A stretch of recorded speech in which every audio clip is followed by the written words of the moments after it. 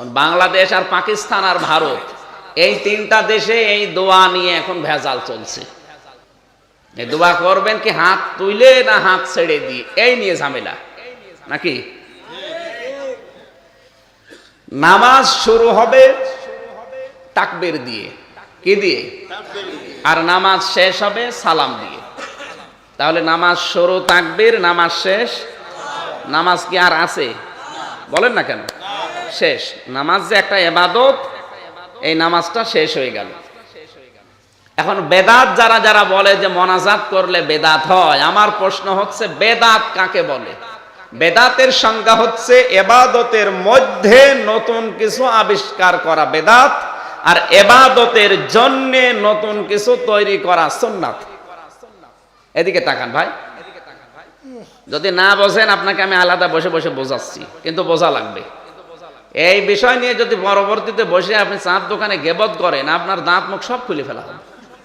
না না, আপনি গেবত করবেন কোন কারণে? আপনি না বুঝলে দরকার আমি এক কথা 10 বার বলবো। এই সংজ্ঞাটা শুধু মনে রাখেন, ইবাদতের মধ্যে নতুন কিছু আবিষ্কার করা বেদাত, আর ইবাদতের জন্য নতুন কিছু তৈরি করা বেদাত নয়। মধ্যে আর জন্য শব্দ দুইটা। মধ্যে বলেন ইবাদতের জন্য মানে এই যে এই মসজিদটা যখন বানিয়েছিল এরকম কি এই যে ছাদ করা ছিল? হয়তো খড়কোটা দিয়ে টিন দিয়ে বানিয়েছে, কথা বলেন না কেন? আর দিন যত যাচ্ছে তত বিউটিফাই হচ্ছে। মোজাইক পাথর দেবে, টাইলস লাগাবে, এসি লাগাবে, রড লাগাবে, কত কায়দা আছে। একই ইবাদতের মধ্যে না ইবাদতের জন্য? এই যে এত ছোট্ট একটা কথা, ইবাদতের জন্য আপনি দুনিয়ায় যা করবেন এটা বেদাত হবে না, কিন্তু ইবাদতের মধ্যে যদি কিছু করেন ওটা কিন্তু বেদাত হবে। ইবাদতের মধ্যে মানে জিকির একটা ইবাদত। জিকির বলেন না কেন? এখন জিকির যদি ইবাদত হয় অবশ্যই তার নিয়ম আছে, তার নির্ধারিত কোনো শব্দ আছে।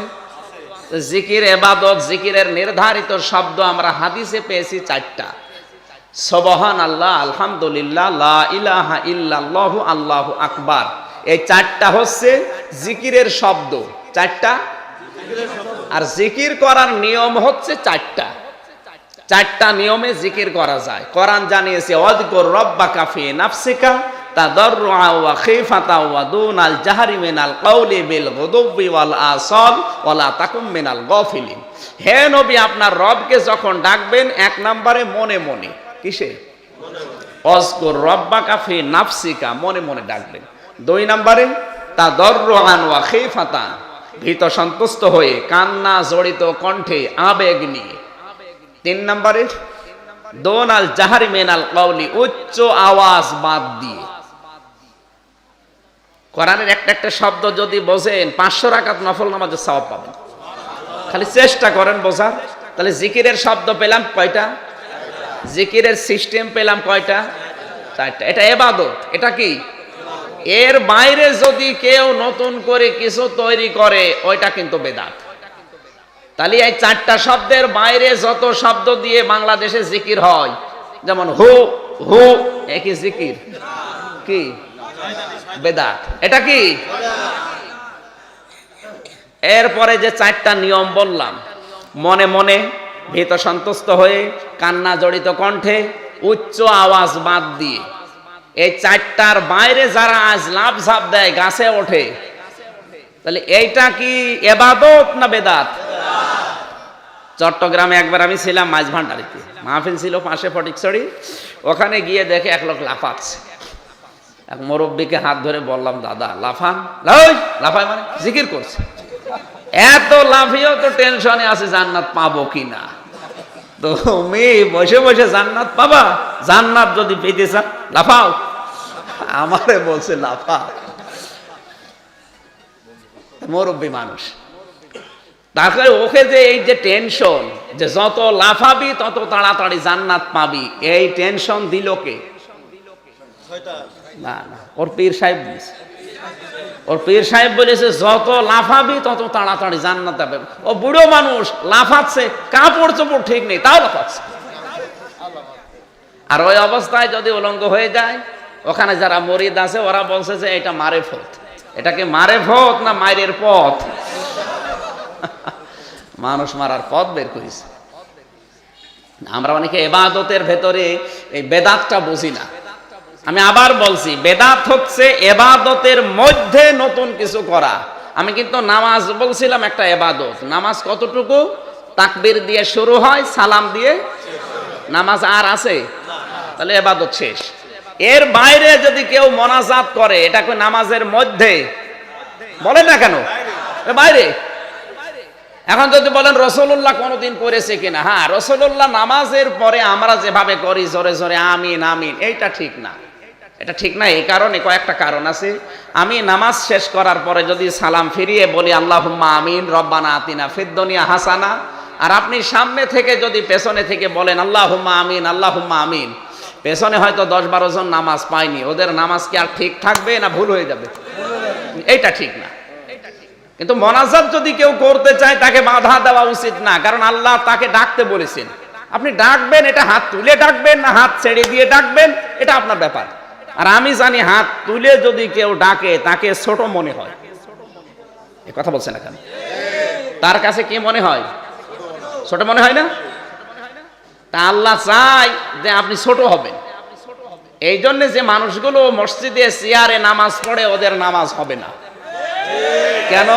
চেয়ারে নামাজ পড়লে ক্ষতি হয় দুইটা। এক নম্বরে ক্ষতি হচ্ছে যারা চেয়ারে নামাজ পড়ে ওরা কমপক্ষে 1 বিগত থেকে 1 হাত কাতারের বাইরে চলে যায়। তার মানে ওদের কারণে কাতার বাঁকা হয়ে যায়। আর কাতার বাঁকা হলে নামাজ হয়?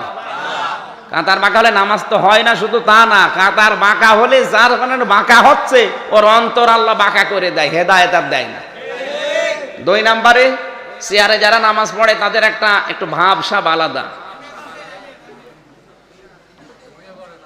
অথচ নামাজের নিয়মে আল্লাহ দিয়েছেন যে মানুষ যেন অন্তত আমার কাছে ছোট হয়, ও যে গোলাম এটা যেন প্রকাশ পায় যে ও আমার গোলাম। আর আপনি না চেয়ারম্যানের মতো চেয়ারে নামাজ পড়ছেন, মনে হচ্ছে যে ও মস্তান। না, এটা আল্লাহ দেখতে চায় না ভাই। নবীজি নামাজের নিয়ম দিয়েছেন, কোন মানুষ যদি দাঁড়িয়ে নামাজ পড়তে অক্ষম হয়, নামাজ এত গুরুত্বপূর্ণ একটা বিধান, এত গুরুত্বপূর্ণ বিধান, মহিলাদের যখন সন্তান পৃথিবীতে আসে ওই সময়ও যদি ওর নামাজের সময় হয়ে যায়, তোলার ভেতরে ওই মহিলাকে বিছিয়ে ওকে বলো নামাজ পড়তে। কত গুরুত্বপূর্ণ বিধান চিন্তা করেছেন? যেখানে জীবন মরণ নিয়ে টানাটানি, সেখানেও নামাজ বাদ দেওয়া জায়েজ নেই। যে কোনো কায়দায় আপনাকে পড়া লাগবে। সমুদ্রের ভেতরে মনে করেন জাহাজ ডুবে গেছে, এই অবস্থায় যদি নামাজের সময় হয়ে যায়, আল্লাহর নবী বলেন একটা তক্তা যদি খুঁজে পাও, 1 হাত দিয়ে তক্তা ধরে রাখবা আর 1 হাত দিয়ে ইশারায় হলেও নামাজ পড়বা। পশ্চিম কোন দিকেও ঠিক করার দরকার নেই, তাও পড়া লাগবে। আর আপনি চা খেতে খেতে আসরের নামাজ পড়েন না, আপনি মানুষ। মুসা আলাইহিস সালামের জামানায় একজন যুবতী মেয়ে এসে বলেছে, হে নবী মুসা, আমি জিনা করেছিলাম যৌবনের তাড়নায়, আমি গর্ভবতী হয়েছিলাম, সন্তান পেটে আসার পরে গোপনে ওরে জন্ম দিয়েছি, কিন্তু আমার ভয় লাগছিল যেহেতু এর বাবা ঠিক নেই। আর যারা দুনিয়ায় অবৈধ এরা বড় হওয়ার পরে আল্লাহর কিতাবের বিরুদ্ধে লেগে যায়। যারা অবৈধ সন্তান এরা আল্লাহর আসমানি কিতাবের বিরুদ্ধে উচ্চারণ করে বেশি। কথা বুঝতেছেন? এটা প্রমাণ হয়ে গেছে আগে। যারা পৃথিবীতে অবৈধ সন্তান তাদের 9টা চরিত্র আছে। কয়টা? এটা পাবেন সূরা কলমের 10 থেকে 19 নম্বর আয়াত পর্যন্ত। এখানে 9টা চরিত্রের কথা আছে যারা অবৈধ সন্তান দুনিয়ায় তাদের। তার 1 নম্বরে ওরা আসমানি কিতাবের বিরোধী হয়। মুসা আলাইহিস সালামের জামানায় আসমানি কিতাবের নাম কি? তাওরাত। বলেন না কেন? মেয়েটা চিন্তা করলেন, আমার এই সন্তান ওর তো বাবা ঠিক নেই, ও তো অবৈধ, আসমানি আল্লাহর কিতাবের বাইরে অবস্থান নেবেন না, ওরে আমি রাখবই না, মেরে ফেলবো। আষাঢ় দিয়ে মেরে ফেলার পরে 2টা পা ধরে ছিঁড়ে ফেলেছে। মুসা নবীর কাছে এসে বলে, আল্লাহর নবী, আমি তো এরকম একটা কাজ করেছি, আমার মতো অপরাধী আর কেউ আছে নাকি? মুসা নবী আল্লাহর ওহীর অপেক্ষা না করে ফতোয়া দিলেন, না, তোমার মতো অপরাধী আর দুনিয়ায় নেই, তোমাকে আল্লাহ মাফও করবে না।